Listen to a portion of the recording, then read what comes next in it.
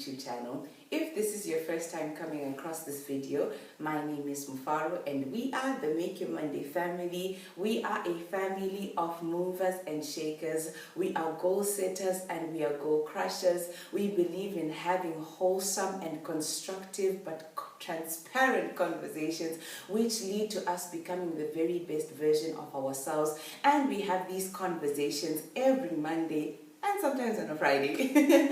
But we believe in having those conversations. We believe in demystifying our Monday by setting the tone for the Monday, because we know that Mondays set the tone for the week, and the week will become months, and the months become years, and the years ultimately make up our life. And so we talk about business, we talk about faith, we talk about life and everything that is in between. So if that's the kind of family that you want to be a part of, hey, hit that subscribe button and become a part of our wonderful family. And to my Monday makers, my movers and my shakers, my goal setters, my goal crushers, welcome back home. Thank you so much for clicking on another video. Do not forget to comment and to give this video a big thumbs up if you are enjoying our content, and share. Invite someone. Guys, we're getting to 100 subscribers, so please let's keep pushing and for our family to grow.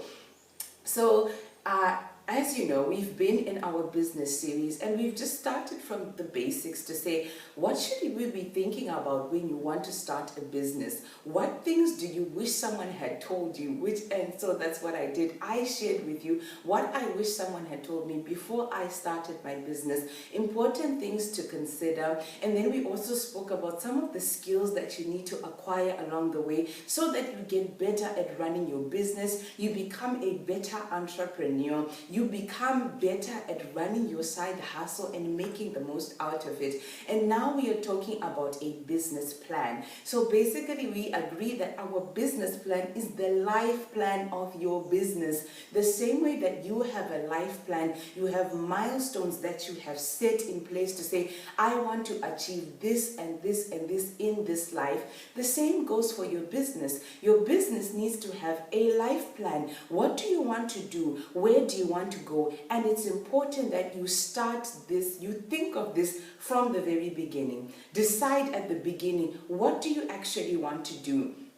In our last video, we spoke about how the destination should be definite, but the course can change along the way, as is life, because there's so many unforeseen hurdles, there's so many things that happen. And so we've already spoken about the first three components of our business plan, which is you need to figure out what is your value proposition. What value is your business bringing? Are you solving a problem, or are you improving the experience of someone? Are you helping them? In what way are you doing so? Are you educating them? Those are all things that you can think about. What is the value that your business is bringing? The second thing is, what are the resources that you need to bring that value to the table?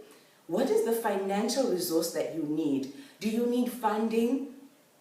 Do you maybe need to take a loan? We spoke of our capital, not just capital in terms of the monetary value, but do you need land? Do you need a space? Do you need space on the internet? Those are the things you want to be thinking of. What are the human resources that you need? Do you need an accountant? Do you need a strategist? Do you need a builder? Do you need a scientist? All those things are things that we need to think of when we are at the stage of our key resources. And the last component that we touched on were our key activities. What is at the heart of your business? What are the things that you wake up each day to go and do at your business? And I gave you the example that I am a manufacturer. So on a daily basis in my company, we are manufacturing. And so you need to decide for yourself, what are the core activities that drive your business? What is the heart of your business? And you can do so.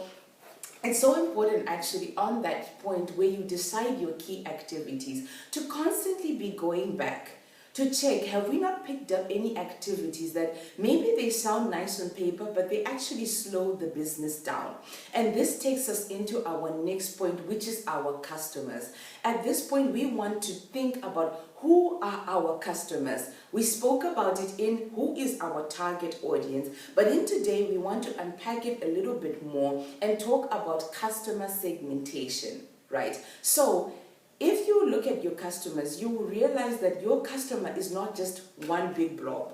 It's not just one group of homogeneous people who all like the same thing, they like the same color, they like to do the same things. That is not what your customers are like. Your consumer base is made up of many different consumers. Yes, they may be purchasing the same thing, but they belong to many different groups. They belong to different geographical locations.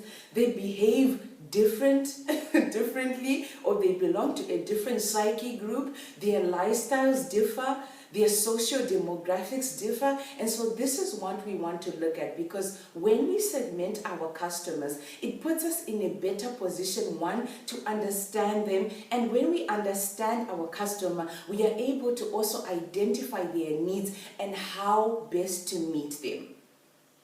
So, like I've already given you the 4 ways that you can segment your customers. You can segment them based off of geographical location. You can segment them based off of behavior, based off of their psychographics, based off of their socio-demographics. And so I'm going to add on a few more steps to help you as you segment your customers. So one is you want to break them down based off of some sort of measure. So you can use the 4 sections that we've spoken about. The second thing that you want to do after that is you want to now calculate the potential profit from each segment. So I'll give you my business for an example. When I started off, my target was just anyone who uses dishwashing liquid or anyone who uses cleaning detergents. Now you'll realize that that's actually very, very broad. And so as I began to do my research, I came across these 3 segments. I was able to segment my market into 3. The first being I have a household segment. So I have people who use cleaning products within their homes. And then I have another segment, my consumers who are in hospitality or in the food industry. So be it restaurants, lodges, hotels, that's a different segment. And the third segment for me was those who are in the health sector, which is hospitals, clinics, surgeries. Now you can already see that these are 3 very different segments. Yes, they all use dishwashing liquid or they all use cleaning detergents, but their needs are actually going to differ ever so slightly. So with a household consumer, they just want something that makes their plates clean, right? Or even when they're cleaning, they're just cleaning so that the environment is clean, just that the house is presentable. But now with hospitality, it's very different. They're going to be cleaning standards. And so you want to make sure that you are giving that consumer, I wanted to make sure I'm giving my consumer a product that is of good standard, a product which is also going to help them meet their business needs. They want a clean but also nice smelling product.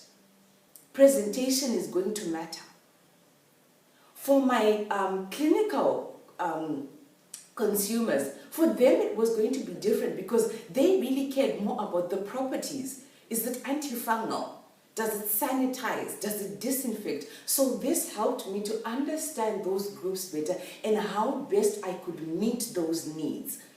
And so after this, you want to then to identify the most profitable segments or segments. In my case, it was segments, because after that, there were still other segments. I had segments of car washes. That was my very first segment. But after some time, I actually then realized that it was not as profitable as I thought.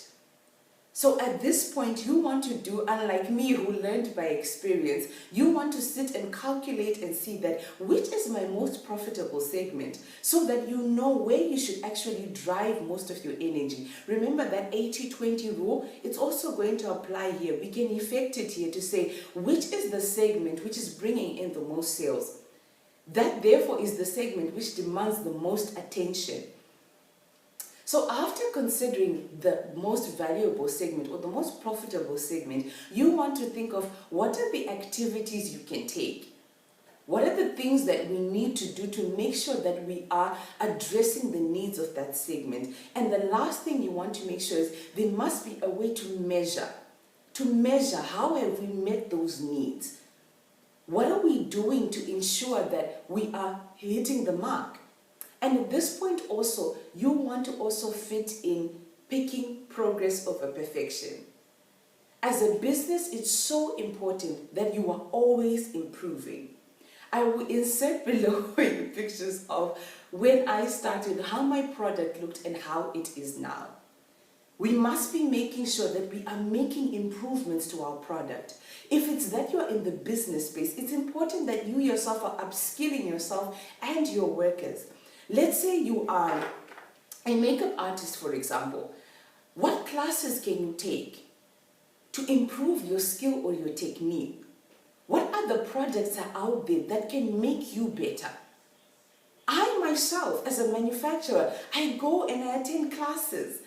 I'm enrolling in lessons that I become better educated so that the product that we are making, it is an even better product. And so this then takes us to the next part. After you've thought of your customer segment, you now need to think, I have my product, I have my customer here. How do I get my product to my customer?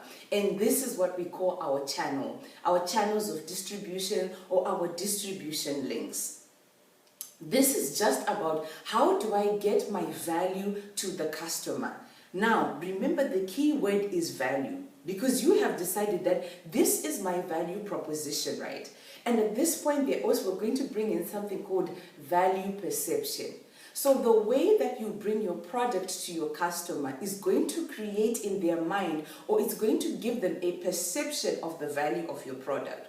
So there are two ways. You're either going to get your customer to come to you, meaning, for example, you have a store, you have a central point or central points where your customer is able to physically come to the store, or do you want to go to your customer? So this is that more of an online experience. You have a website and then you do a door-to-door delivery.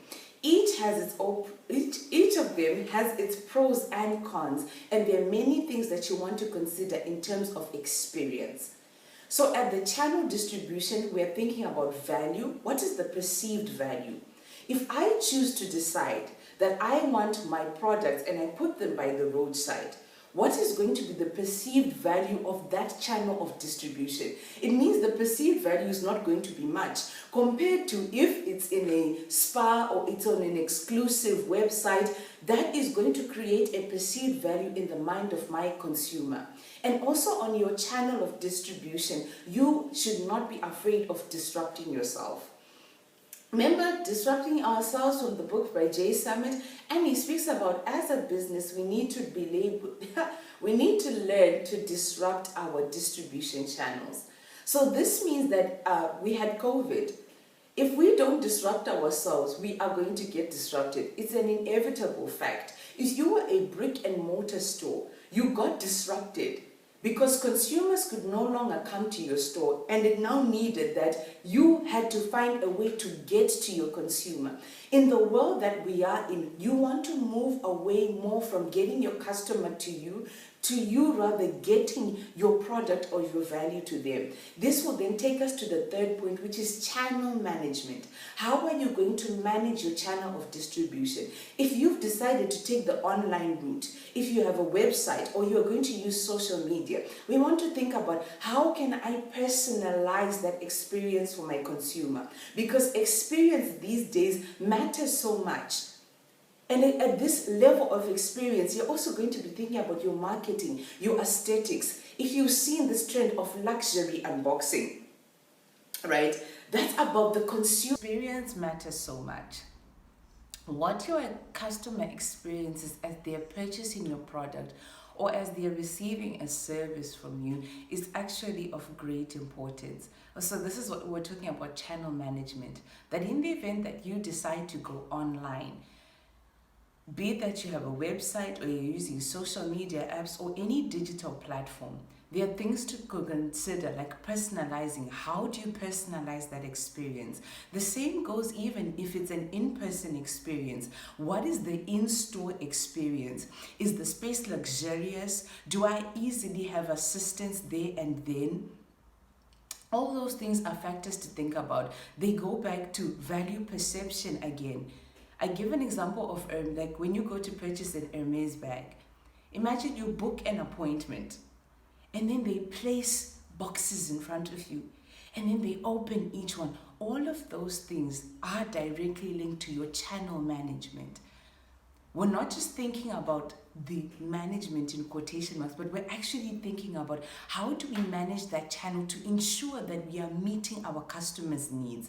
Remember, it goes back to your customer segment. If you've understood your customer segment, let's say you've you segmented your customers. You realize that you have a segment who like high-end bags, and you have a segment who prefer budget value bags. The experience that you give them, the way you're going to manage that channel is going to be very different. For those who like the medium to low-end bags, you can have them like in a shop or a store just somewhere, and then people queue up for that. But if it's a high-end, it means you've understood your segment. And so you're going to understand that they want a luxury experience. They want a high-end experience. So those are things to really think about as a business.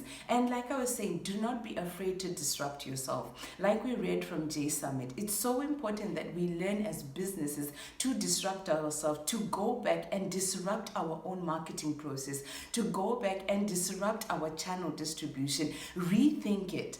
Analyze it. Always be thinking about improvement. How best can I improve my customers' experience? How best do I elevate their experience? You as an entrepreneur or a business owner, you should actually be upskilling yourself and your employees to ensure that you are delivering an improved and better product. Do you know how it feels when you see your old product and it has a new face on? It shows you that your producer or the manufacturer or whoever owns that cares about it. In store, are we going to be changing the face of our store after every couple of years? Rebranding, all these are things that you want to think of in this space. So that I don't ramble and the video isn't too long, do let me know what you think, which things you found helpful. And like I said, you can drop in the comment section. I think we'll have a Q&A, so you can drop your questions or you can send them to me on Instagram and we will cover that segment. Otherwise, we've reached the end of our video. I really hope you found this useful. From me to you, mwah, see you in our next video.